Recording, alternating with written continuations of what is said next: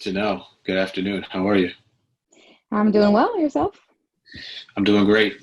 So, going from a small town in Ohio to a major East Coast city, you Mhm. came here for graduate school, but you stuck around. So, how long have you been at WTF? What brought you to WTF, and what do you do? Yep. So I've now been at WTF for a little over 2.5 years. I was just thinking I could potentially find a way to fuse kind of my public health background with tennis. Wasn't sure that existed, but then once I discovered WTEF, I found that it actually did. There was a perfect position in that director of programs, which is the position I hold with WTF now.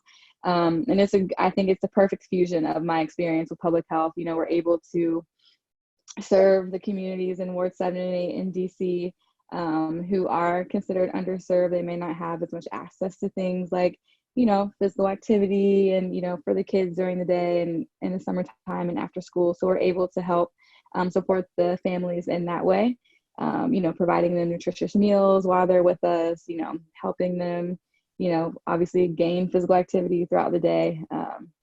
Preventing them from participating in things that may not serve their best interest after school and during the summer, those out of school times. And so it was really able to fuse all of those, my background and what's needed in the community, and tennis all together into one. It's interesting to watch how you can take a step above maybe the pure academics and say, tennis has this public health benefit, but also we've got education, like the two are together. Was it easy for you to make that connection, or, did it take some coaxing? Oh, it was really easy for me. I saw it immediately, especially once I had started reading more and more and learning more and more about what WTF actually stands for and does and our mission. So just being able to, now we've gone so far as I work very closely with our grant manager. So we've gone so far as to actually incorporate some of the public health theories and language and things like that into our programming, into our grant language, into applications. So I continue to look for ways to do that, continue to look for ways to, kind of infuse my public health background and knowledge and those public health principles into our programming, because I think like public health is all about community, like prevention of certain diseases, certain illnesses, certain even injuries, things like that. So I'm always looking for ways to do so. So, kind of along that path, when you're almost 3 years at WTF, what are your great successes and what are the greatest opportunities for growth? I mean, obviously, you have immersed yourself into not only the community, but into how we serve the community. So I know that you've done some great things, but what are some of those great things and, some areas that you want to grow?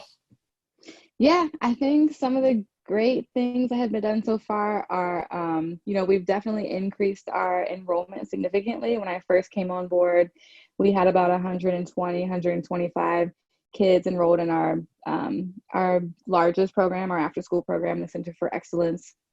And so now over the past couple of years, we've actually grown that program to be to enroll 165 kids. And then in our summer program, we went from about 150 to now enrolling about 100. Last year, we enrolled up to 193. So being able to expand like our services to enroll more kids in the community has definitely been an accomplishment. I think similarly along those lines, we have a program called our Tennis Tots. And so right when I came on board, early 2018, we won a grant through OSSE, the Office of the State Superintendent for Education, which would allow us to provide nutrition education programming with our daycare center partners. So that one has been a huge accomplishment. We've been able to expand that programming just from just tennis, which isn't just anything. It's definitely not minimizing our tennis, but moving it, adding on the nutrition education component. So we've been able to now, we've worked with 10 centers just strictly with that program. We've been able to train,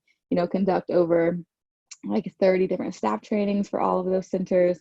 And then in addition, being able to roll out that nutrition education curriculum to those centers so that now kids are learning healthy foods, healthy behaviors, things like that as young as 2.